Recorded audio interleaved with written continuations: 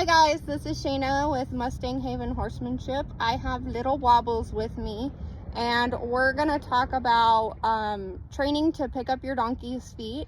And this is particularly my take as a trainer that works predominantly with wild burros and have never had their feet handled. So what I'll start off with first are the type of tools that I use to teach them how to pick up their feet.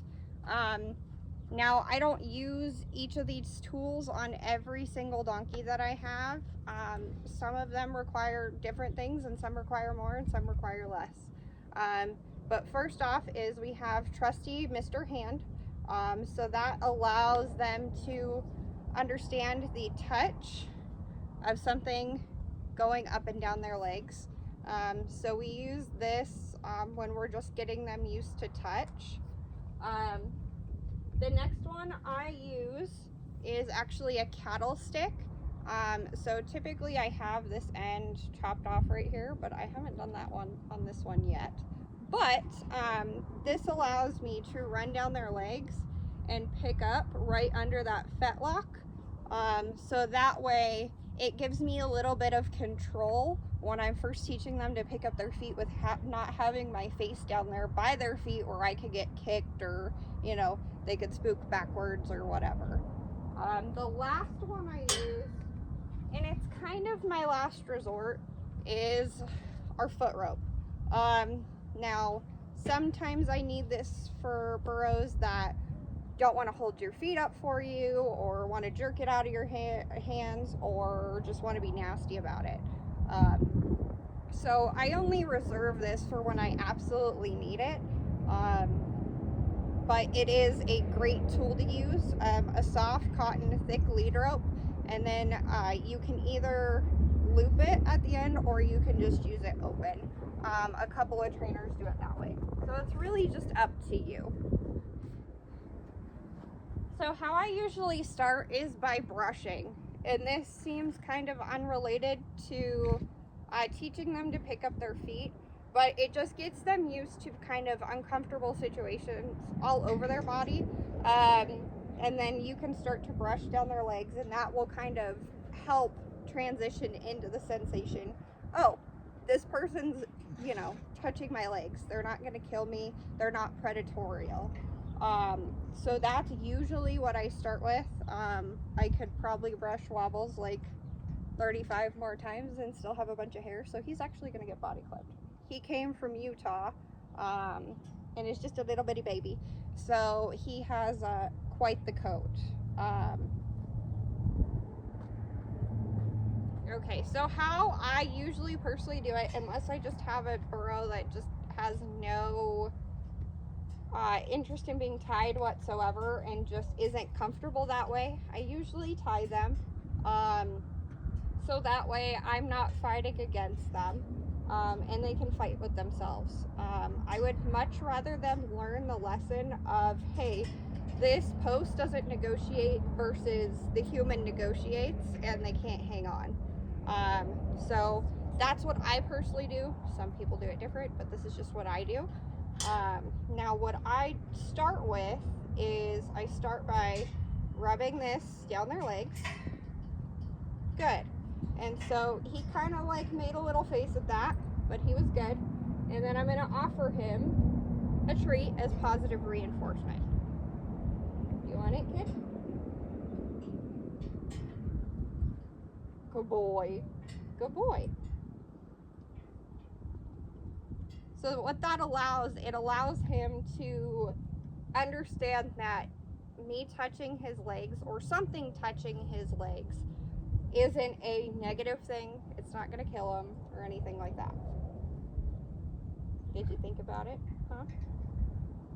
And that licking and chewing motion is a dopamine release. So when you give him that cookie, it just kind of enforces that a little bit better. So now I'll go ahead and do it again. And come down a little bit farther. Good boy! Good. Good. Good, good. Good boy. Now what I'm trying to do here is I'm trying to combine pressure and release and positive reinforcement. So that tends to work best for me and the wilds. I know. Now, as I get further and further into training with these guys, I kind of wean off the cookies, and that way they don't become cookie monsters. But it's a really great way to bridge that gap between you and a wild the first, few weeks when you're just teaching them the basics. Okay. I'm gonna go ahead and go all the way down now. Good boy! See, that weren't so bad.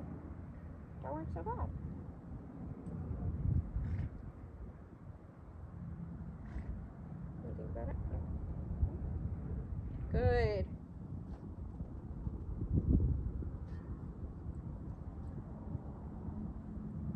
Now, most of the time, I'm using Mr. Hand a lot longer, but Wobbles being a great example today, aren't you, buddy?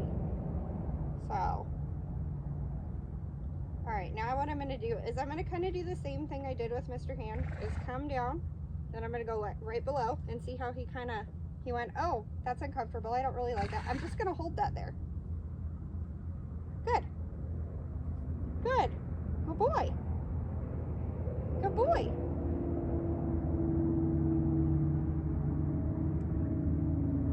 Try again. Good. Good boy. So all that does is allow me to stretch it forward. It gets him used to releasing the pressure when something is down here. Now some of them, when you start bending down, you're in more of a predatory stance. So sometimes that can be a lot more intimidating to them. Now, from a wild perspective, they don't understand what you're doing. This isn't a donkey that has been trained before, has domesticated before, and just simply doesn't want to do it. So again, take that for what it is. So now what I'll do is I'll go ahead and I'll come down and I'll use my hand. Good job. So I just pulled it forward there. Now, yes, I know we need to pick up feet and curl it under, but this is just a building block. Everything I do is building. I know. See, now he's waiting for it. Now he understands, hey, when I do something good, I get a snack. Huh. Good boy. Good boy. Good job, buddy.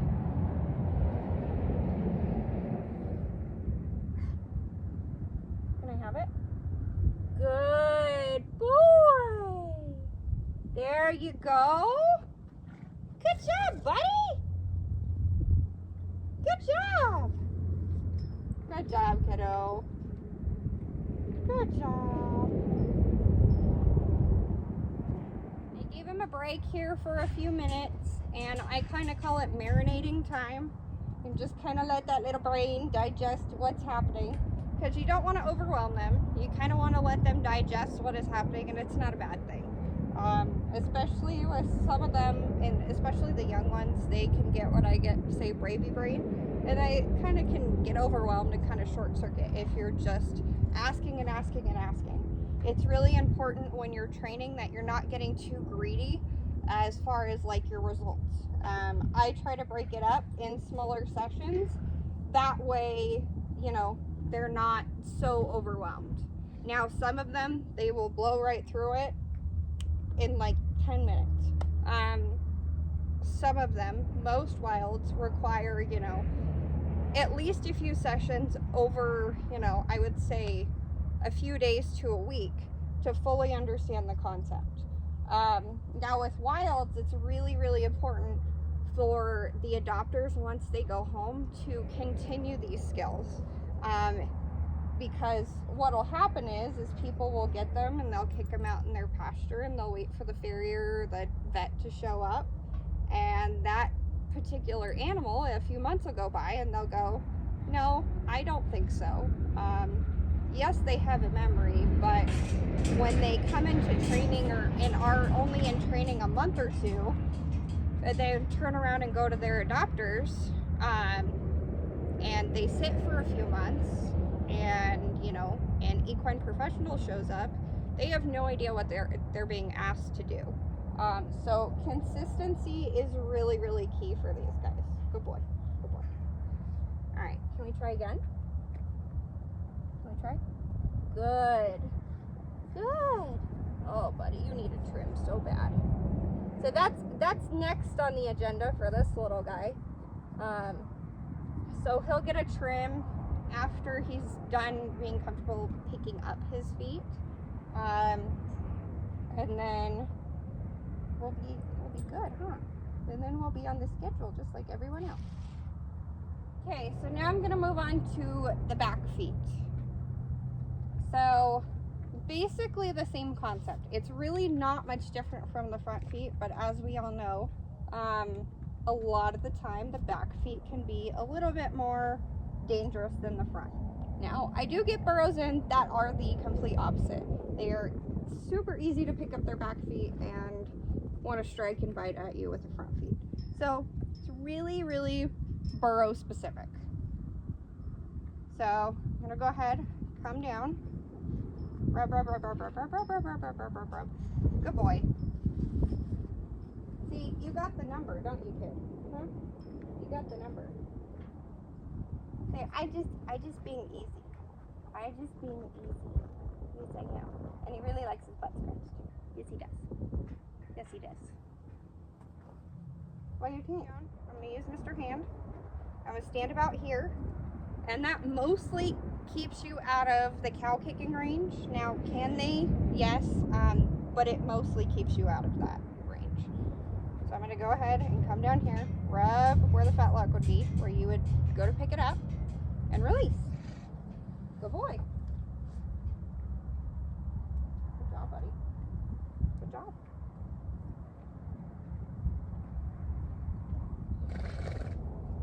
Can you come up here, please?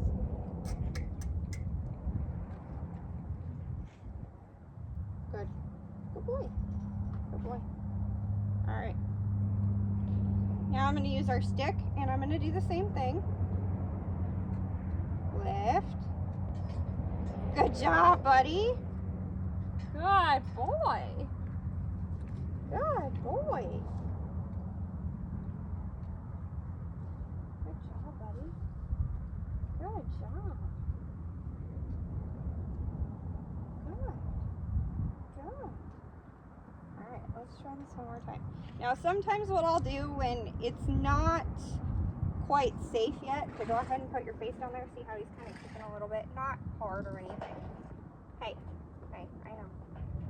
No, is I'll kind of use this to get it up, and then I'll transition it to my hand so I have a little bit better grip.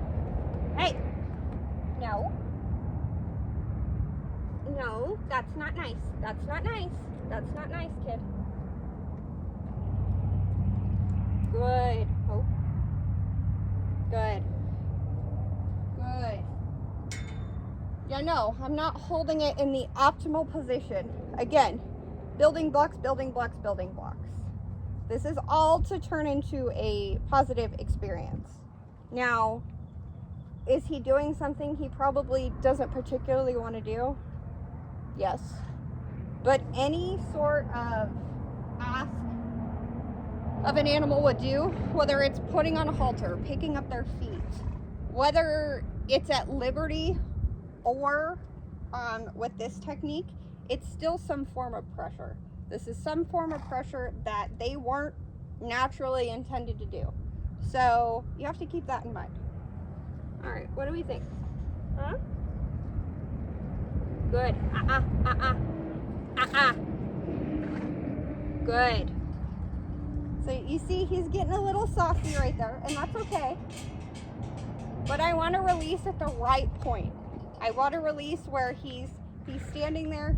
Maybe is he the happiest? No. But he is standing there and he is doing as is asked of him.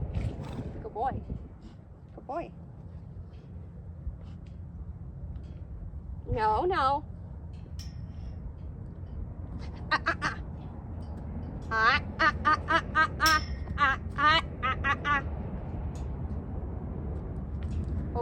Oh. Good Good boy. And sometimes it's just sticking with him for a minute. He isn't doing that to be malicious. He's doing it because it's uncomfortable and he doesn't like it. It's not something he's used to. Hey, can you stand like a gentleman for me? That'd be a good boy. All right, now that he's had a little bit more marination time, kind of let him think about what's going on here, I'm gonna go ahead and try to clean out his feet and we'll see how that goes. Now, this teaches them, you know, learning what tools are and that feeling at the bottom of their hoof. Now, generally speaking, cleaning out their feet doesn't hurt anything. Oh, buddy. Good. Good job, honey. Oh, that needs a trim so bad. That needs a trim so bad. Tomorrow, kid. Tomorrow. Good. Good. Now, he's been really, really tolerant of the fronts. The backs he's been a little bit kicky about, but again, that's okay. That's not him being malicious. That's having to do something that he's uncomfortable with, and that's okay. They're allowed to be uncomfortable. You're never going to make your animal comfortable with something unless you make them a little bit uncomfortable and make them work through stuff. All right, good. Hey. Good boy. Good boy.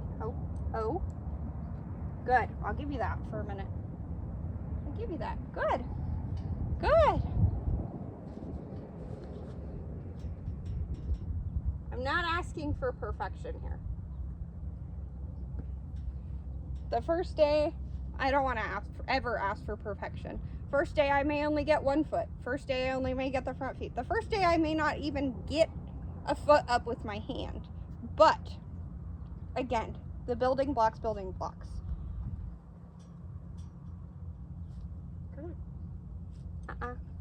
on. Be a good boy. There you go. Good. No, I know. Good. A lot of what I see with new adopters is when you go to pick up a back foot like that or whatever, or even a front foot, and they try to jerk it away, the adopter will get intimidated by that, which rightfully so. Their kicks can hurt pretty good. But if I've said this once, I'll say it probably 100 times. Generally speaking, with the wilds, especially at first, it is not a malicious thing. It's just get off of me and go away. They will get over it. It just takes those building blocks and doing this a few times. Good. Good. Good. I know, we're not a fan yet, but we're getting there. We're getting there.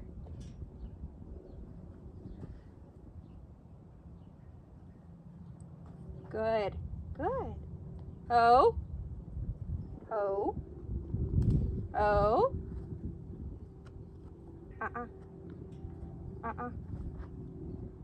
Oh. Oh, I know you're getting super impatient. It's okay though.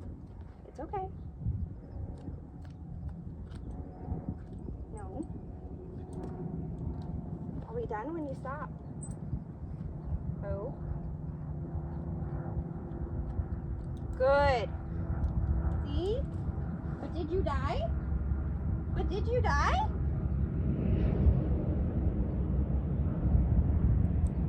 Good.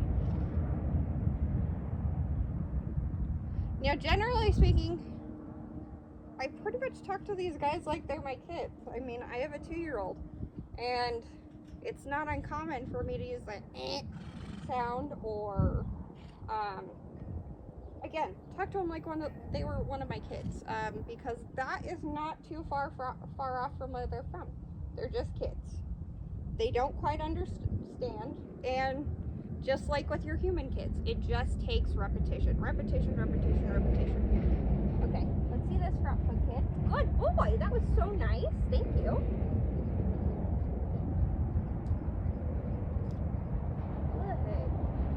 Good. Good job. That was so nice. Good boy. So with the front feet, he really has an understanding of it. Good. Good boy. Good boy. All right, let's see what we think about this back foot. Good. Good boy. Oh. Oh. No. That's not how this works. No. Oh. I know you can do it. No. No, kid. Good. Just asking him to stand here and hold it for me. Yes, is the hoof pick kind of scary? Well, in his mind it is, and that's okay. That's okay. Good boy. Oh. There.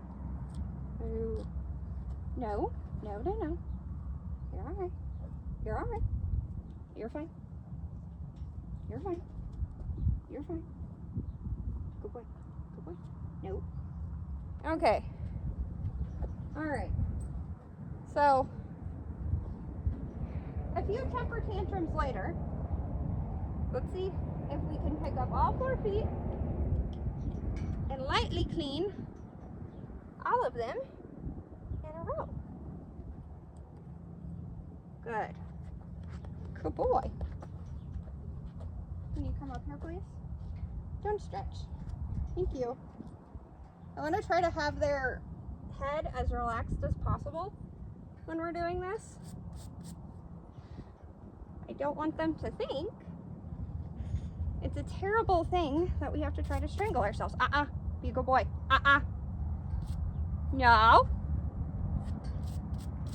Good. Sometimes it just takes that. Again, are we perfection? Surely not. All right, we're gonna end today's session now, but I think he did really well, and I think he's got the basis of it. We'll continue this over the next few days. Excuse me, sir, where are you going? And he'll get his first little feety trim and get him a little bit more comfortable. But thank you guys for watching this trainer's tip, and I hope you guys have a great weekend. Okay guys, there was a few things I wanted to go back over just because it seems I'm not very good at vocalizing quite everything I'm trying to get across when I'm recording.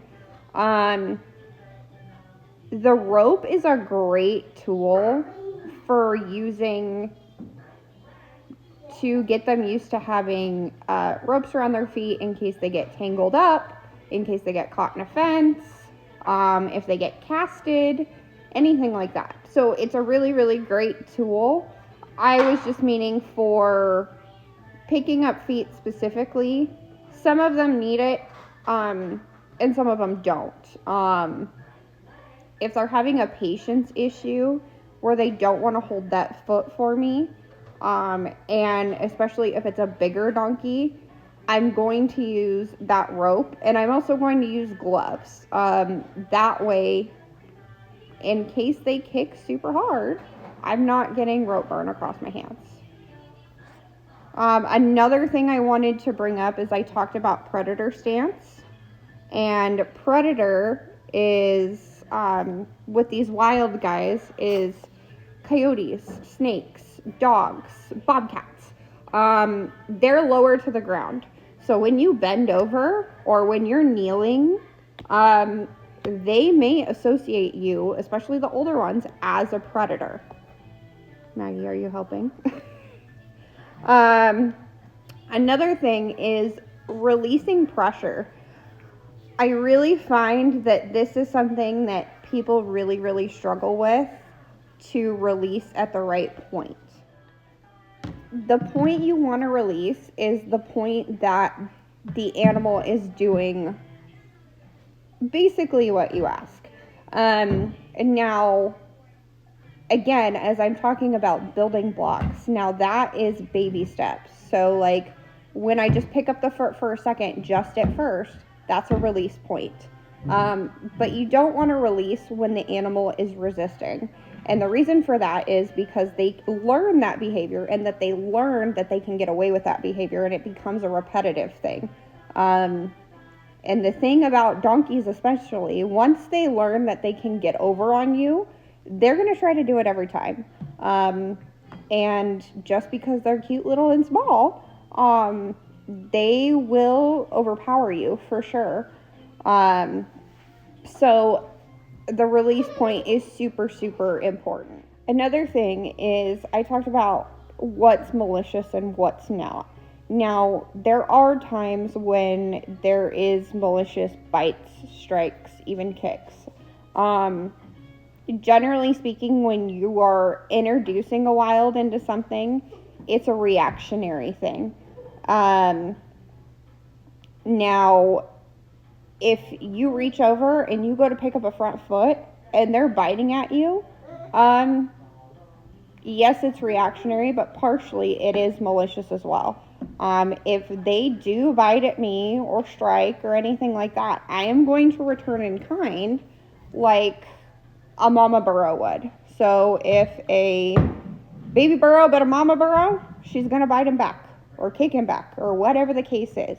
So I'm going to treat them with the same herd mentality as they would with their peers. The biggest thing I can say is new donkey buyers, adopters, whether it's BLM, domestic, whatever, ask for help when it starts, when you start having a problem.